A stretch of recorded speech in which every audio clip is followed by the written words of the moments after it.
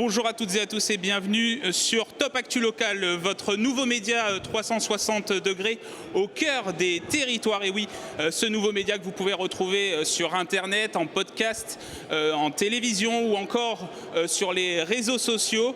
Nous sommes à l'UMOP pour le lancement de ce nouveau média, l'UMOP, l'Université des mairies de l'Ouest parisien. Et on va parler d'intelligence artificielle sur ce plateau avec mes invités. Tout d'abord, Pierre Verlet, bonjour. Bonjour. Bonjour Pierre Verlet, vous êtes spécialiste d'intelligence artificielle, notamment à travers l'agence que vous avez fondée, l'atelier de Baden, et vous nous venez du Nord. Jeanne Langelier, bonjour. Bonjour. La toute nouvelle déléguée régionale Paris-Ouest Île-de-France d'Orange, l'Orange, le géant de la télécommunication en France. Et avec nous aussi la maire de Plaisir, Joséphine Coleman-Berger, bonjour. Bonjour. Voilà, Plaisir, commune de Saint-Quentin en Yvelines, communauté d'agglomération de Saint-Quentin en Yvelines. Alors avant de parler d'intelligence artificielle, on va bien évidemment revenir sur l'actualité politique très incertaine, une instabilité gouvernementale, une crise politique. Alors avec nous, en plus d'être spécialiste de l'intelligence artificielle, Pierre Verlet est aussi adjoint au maire de la commune de Marcq-en-Barreuil, je le disais, dans le Nord. Alors en tant qu'élu local, comment on vit cette crise politique, comment on la vit et comment on peut anticiper aussi les affaires courantes de vos communes? Mal. On les vit mal. On les vit mal parce que finalement, comme vous le savez, les maires, on est vraiment au contact de la population, donc on a des remontées qui sont des remontées d'angoisse et des remontées d'incompréhension totale de ce qui se passe aujourd'hui au niveau national. On est dans une difficulté, je dirais, que l'on ne ressent pas dans la façon de gérer la ville, parce que nous, je dirais que quelque part, on a encore cette rigueur qui est d'avoir un budget en équilibre, comme vous le savez, contrairement au gouvernement et à l'État. Mais en tout cas, il y a un malaise qui est prégnant. Et ce malaise, on le vit au quotidien, puisque ça tend, ça crispe. Et puis les entreprises souffrent énormément, puisqu'aujourd'hui, on se rend compte que personne ne veut se relancer ou créer, je dirais, des choses nouvelles ou s'engager, même pour des ressources humaines. Donc c'est un vrai sujet. Alors justement, Pierre Verlet, vous qui êtes entrepreneur aussi à travers l'atelier de Baden, vous accompagnez les collectivités et les PME dans leur transformation numérique, notamment en utilisant l'intelligence artificielle. Alors je pose la question à l'élu mais aussi à l'entrepreneur, comment vous vous sentez avec cette incertitude politique ? Ah non, aujourd'hui on n'est pas bien, on n'est pas fiers. Quand on regarde un peu les médias internationaux, on se rend compte que c'est pas une belle image de la France qu'on donne. Les entreprises ont besoin de stabilité pour investir, pour savoir ce qu'elles vont faire à 2, 3, 4, 5, 10, 15, 20 ans. Les communes, c'est aussi pareil. Un budget de l'État, c'est un budget des communes également. On a besoin de stabilité, on a besoin de savoir comment on peut gérer pour qu'au quotidien, après, les affaires publiques puissent se suivre. Moi, je souhaite la meilleure réussite à ceux qui sont aujourd'hui en pouvoir de décision, parce qu'il y a des responsabilités à prendre. Mais ouais, c'est difficile. Difficile, voilà. Et on va fermer cette parenthèse politique puisque, comme je le disais, ce plateau est consacré à l'intelligence artificielle au service des collectivités locales. Et je vais tout de suite donner la parole à Jeanne Langelier, donc la nouvelle déléguée régionale Paris-Ouest Île-de-France d'Orange. Comment Orange participe à accompagner justement les collectivités vers l'intelligence artificielle ? Alors tout d'abord, Orange est très ancré sur le territoire, c'est très important pour nous depuis toujours, c'est vraiment au cœur de nos gènes, on est proche des collectivités territoriales. On a été encore plus proche avec le développement du très haut débit, qu'il soit fixe ou mobile. On accompagne les collectivités dans cette aventure-là. Et aujourd'hui, avec le développement d'usages numériques qui sont devenus matures, les usages des consommateurs sont forts vis-à-vis de leur collectivité territoriale. Ils ont besoin d'accéder 24 heures sur 24, enfin besoin ou envie d'accéder 24 heures sur 24 aux services de leur collectivité. Et ils ont envie d'être rassurés sur le fait que tous les échanges qu'ils vont avoir avec les collectivités vont être sûrs, sécurisés et que leurs données ne se baladent pas n'importe où et n'importe comment. Voilà, donc comment Orange accompagne les collectivités ? On les accompagne en développant des solutions d'intelligence artificielle qui répondent d'abord aux attentes des consommateurs, mais qui les rassurent et qui les sécurise parce qu'elles sont souveraines et responsables. Alors, vous avez évoqué plusieurs sujets, notamment la sécurité informatique. On y reviendra en deuxième partie avec la question de la cybersécurité, parce qu'on le voit, il y a de plus en plus de cyberattaques qui visent les collectivités territoriales, que ce soit les communes, les départements ou encore les régions. Mais d'abord, sur l'intelligence artificielle en elle-même, d'abord, peut-être un peu de pédagogie, Pierre Verlet, sur les différents types d'intelligence artificielle. On parle d'intelligence artificielle générative, prédictive. Qu'est-ce que c'est? Est-ce que vous pouvez nous expliquer un peu les différents types d'intelligence artificielle qui existent? Alors l'intelligence artificielle est un monde comme la mécanique, etc. C'est tout un domaine, et je dirais il y a même un moment où des experts, ils ne sont pas experts de l'ensemble du domaine, et je dirais le seul niveau d'expertise, c'est de savoir quelle est sa limite de compétence. L'IA existe depuis très longtemps, notamment les principes théoriques. C'est juste les puissances de calcul qui nous ont permis aujourd'hui de travailler. C'est un modèle statistique. C'est la capacité de dire quel est le mot au début d'une conversation, quelle est la syllabe qui suit la première syllabe. Après, bon, statistiquement, dans une conversation, c'est jour. L'IA, c'est juste ça. Et derrière, le fait d'avoir des gros volumes de données vont permettre de faire de la prédiction de panne pour des bus, par exemple. Prédiction de panne de bus, c'est en fait quel est le régime moteur, la température, etc. Et puis dès que le bus sort de cette zone de confort, alerte, statistiquement, l'information n'est plus bonne. Donc, au fond, c'est toujours la même chose. Et après, on a différents types de visualisation, différents types d'usages. Et là, effectivement, la générative va générer du texte, là où la prédictive va sortir des patterns, etc., etc. Mais au fond, c'est toujours la même chose. Juste le terme pattern, des data, des données, des choses qui se répètent.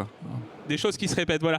Et justement, Joséphine Coleman-Berger, vous, en termes d'usage, Pierre Verlet en parlait de l'usage, vous l'avez saisi, l'intelligence artificielle, pour développer un outil qui s'appelle Optimus au sein de la mairie. Est-ce que vous pouvez nous expliquer ce qu'est Optimus? Alors, Optimus, nous, ça fait 5 ans qu'on est déjà sur l'IA au niveau de l'accueil des habitants. On s'est rendu compte qu'on n'arrivait pas à répondre à toutes les demandes des habitants, puisqu'on était à 70% à peine, et il y avait 30% bien sûr qui n'étaient pas traités. Donc on s'est dit comment trouver une solution. Et donc on a créé Optimus. Quand on a dit que c'était un robot, je ne vous dis pas l'horreur que ça a pu être auprès de la population. D'abord, ils nous ont dit, mais nous, on ne veut pas parler avec un robot. Et deuxièmement, vous allez virer tout le personnel qui s'occupe de nous au téléphone. Ça n'a pas été le cas, bien au contraire. On a bien stipulé qu'on garderait les agents pour faire un travail plus intéressant. Pourquoi? Parce qu'Optimus, lui, prend les informations et au fur et à mesure s'améliore. C'est ça qui est assez impressionnant, puisque au début, c'était des réponses tout à fait basiques sur des horaires, sur des lieux. Maintenant, il a la capacité de pouvoir répondre à des choses beaucoup plus affinées. Au bout de 5 ans, on s'est rendu compte véritablement de cet apport. Donc c'est un apport technique, de rentabilité, je dirais, de réponse qualitative auprès des habitants et un maintien des ressources humaines pour que ces personnes fassent un travail bien meilleur et plus passionnant. Pierre Verlet, peut-être réagir sur ça? Oui, ça crée des nouvelles opportunités, parce que le temps libéré par un agent qui répondait à des questions de masse, parce que finalement 80% des questions sont 20% les mêmes, ça permet à ces gens, moi je prends un exemple de communes où les agents ont pu s'adresser à des personnes, à des publics isolés, qui étaient dans l'électronisme ou dans l'incapacité de pouvoir échanger avec une administration, parce que même prendre un numéro de téléphone c'était compliqué, ou parler français c'était compliqué. Et du coup on a ces agents qui ont pu s'intégrer et s'intéresser à des personnes qui étaient isolées pour les réintégrer et les mettre dans des parcours d'intégration. Et ça, ça change la donne. Et c'est génial. Juste pour qu'on soit le plus concret possible, je suis plaisirois. Comment j'utilise cet outil Optimus? Qu'est-ce que je dois faire? Lui passer un petit coup de fil, l'appeler sur le numéro de la mairie. Il y a des chances que vous tombiez peut-être sur les personnes disponibles, mais si vous tombez sur Optimus, vous lui posez la question comme si vous parliez à une personne lambda qui est là pour vous répondre. Et Optimus enregistre, est capable de vous répondre quand toutes ces questions ont déjà été posées. Sinon, il enregistre et on rappelle. Donc aujourd'hui, on est pratiquement à 98% de réponses aux plaisirois, ce qui est énorme. Et même les personnes, je dirais, qui au départ étaient vraiment, réfractaires par rapport à cela, aujourd'hui n'ont absolument plus de soucis. Optimus, en plus, c'est eux qui ont choisi le nom, les Plaisirois qui ont choisi le nom d'Optimus. Donc il leur est devenu familier. Je n'ai absolument plus de remarques sur le sujet. Et aujourd'hui, on développe dans d'autres services de la ville de plaisir l'IA. Donc en fait, si je comprends bien, ça ne se passe pas sur Internet, c'est via le téléphone en fait. C'est ça, tout à fait. Ok, alors forcément, je me tourne vers Orange par rapport à ça. Est-ce que cet outil-là, c'est quelque chose que vous développez, que vous proposez aux collectivités lors de marchés publics ou autres ? Alors oui, tout à fait, ça fait partie des prestations qu'on propose. D'abord des prestations qu'on assure pour nous-mêmes. On a des réponses automatisées du même type que la mairie de plaisir. On a un chatbot sur Internet. On utilise l'intelligence artificielle pour faire de la maintenance préventive sur nos réseaux. On l'utilise pour nous. Et effectivement, on le propose à nos clients. C'est une solution qui s'appelle Live Intelligence et qui permet à nos clients collectivités d'assurer des réponses en ligne à leurs usagers et un chatbot également. Joséphine Coleman-Sberger parlait peut-être d'inquiétude, Pierre Verlet le mentionnait aussi, peut-être l'inquiétude des agents. Est-ce que lorsque vous allez installer cette solution sur place, dans les collectivités, vous faites une formation, comment ça se passe? Est-ce que vous sensibilisez aussi les agents à cet outil? C'est indispensable. C'est indispensable parce que l'inquiétude, elle est toujours là. Il y a toujours ce fantasme, cette inquiétude terrible d'être remplacé par la machine. Ça n'est effectivement jamais le cas. Ça permet de concentrer l'humain sur des choses intéressantes et de se débarrasser auprès de la machine des choses qui sont un peu pénibles, et c'est finalement pas si mal quand même. Donc oui, beaucoup d'accompagnement, beaucoup d'écoute, de formation et de formation aussi à la sécurité des données. Il y a un chiffre qui, moi, m'a frappé, c'est qu'aujourd'hui, 70% des personnes au contact avec le public utilisent l'intelligence artificielle, mais leur propre intelligence artificielle. Et donc, les données se baladent partout. Et ça, c'est un peu terrifiant. Et donc, il faut leur dire que ça, c'est pas bien et qu'il faut un outil responsable au sein de la maison. Je peux que souscrire, c'est carton rouge. On est une administration, quand on a une collectivité ou une entreprise, on ne peut pas utiliser ces outils perso. Et aujourd'hui, c'est abordable pour toutes les communes. Une commune de 2000 habitants, de 500 habitants ou une commune de 300 000 habitants peut avoir des outils IA sécurisés à la disposition des agents. Et dans le grand remplacement, non. Les comptables avaient peur, quand l'arrivée de la calculatrice est arrivée, quand les tableurs sont arrivés sur ordinateur, ils avaient peur de disparaître. On n'a jamais eu autant de comptables et de contrôleurs de gestion. Le TGV est en gare, il va aller très vite, il faut le prendre, y aller par petits pas, faire des choses faciles et progressivement des cas d'usage vont se déployer. On parlait du nombre d'IA tout à l'heure, il est important, il est impressionnant. Il va y en avoir encore plus dans les 10 prochaines années parce qu'elles vont toutes être spécialisées sur une partie. Allons-y, démarrons, faisons des petits pas et là l'outil sera magnifique. Un outil donc magnifique. Comment vous justement vous y êtes pris, vous, Joséphine Coleman-Sberger, sur l'intégration de l'intelligence artificielle au sein de la mairie? Alors déjà, pour intégrer le dispositif déjà, et ensuite derrière la sensibilisation auprès des agents, parce que vous m'avez dit qu'il y avait des sources d'inquiétude par rapport aux agents. Il faut dire qu'il y a 5 ans, on n'en parlait pas autant. Ça paraît hier, mais en 5 ans, ça a pris des proportions incroyables. Aujourd'hui, on n'a presque plus peur de l'IA. On sent que c'est plus du tout la même chose. Il y a 5 ans, c'était complètement différent. Donc il a fallu vraiment d'abord sensibiliser les agents eux-mêmes avant même d'en parler à la population. On a fait ça sur 2 ans. Vous imaginez le temps qu'on a pris. Parce qu'il fallait vraiment faire comprendre aux agents qu'on ne leur enlevait rien, que bien au contraire, on allait valoriser leur travail, qu'ils allaient faire un travail beaucoup plus qualitatif. Et ensuite, on a dû demander à la population de participer pour comprendre ce qu'était l'IA. Et c'est pour ça qu'ils l'ont baptisé, comme je vous disais tout à l'heure. Et on a fait aussi une pédagogie auprès de la population pour faire comprendre qu'on répondrait davantage et beaucoup mieux. Aujourd'hui, 5 ans après, il n'y a plus de questions, mais on continue les actions. Et c'est vrai qu'on est en train de travailler avec tous les cadres de notre ville pour pouvoir justement avec eux aller plus loin parce que ça va apporter énormément de choses positives. Et sur le développement du dispositif au sein de la mairie, vous avez fait comment pour les maires peut-être qui nous regardent, qui veulent peut-être utiliser ce dispositif? Comment vous avez fait? Vous avez contacté qui? Vous êtes passé quelle procédure vous avez lancée? Alors, moi j'ai un directeur voilà, que je remercie parce qu'il a vraiment déjà travaillé sur ce sujet-là pour nous convaincre, parce que nous élus, moi j'ai fait plusieurs interventions déjà, comme celle-ci, et même dans des tables rondes pour expliquer ne pas avoir peur de l'IA, parce que l'IA c'est une machine, et nous on a l'intelligence, c'est nous qui menons l'IA, faut pas l'oublier. Donc, on me regardait toujours avec des grands yeux en disant mais Madame le maire, qu'est-ce que vous nous dites là? Surtout dans les collectivités, une entreprise, je pense qu'elle est plus à même d'y aller. Dans les collectivités, c'est beaucoup plus difficile de faire comprendre ça parce que, et surtout les maires. Bon. Donc moi, je me sens très porteuse de ce sujet-là. Donc le directeur nous a déjà convaincus, nous les élus, et ensuite, bien sûr, on s'est fait aider. C'est clair qu'en interne, on n'avait pas toutes les capacités. Donc on a trouvé bien sûr les intervenants pour nous accompagner, pour pouvoir nous expliquer les choses. On dit toujours que l'administration est très lente. C'est vrai? Non. Mais là, je trouve qu'en 2 années, finalement, c'était long. Mais maintenant, on peut aller beaucoup plus vite. Parce que la confiance est faite. Et vous l'avez dit, l'intelligence artificielle, c'est aller beaucoup plus vite. Et puis les innovations vont très vite. Il y a de nouvelles innovations qui arrivent. Du côté d'Orange, comment ça se passe? Est-ce que vous pouvez nous donner peut-être la prochaine innovation qui va sortir chez Orange concernant l'intelligence artificielle? Non, c'est secret. Je ne peux pas vous donner ça.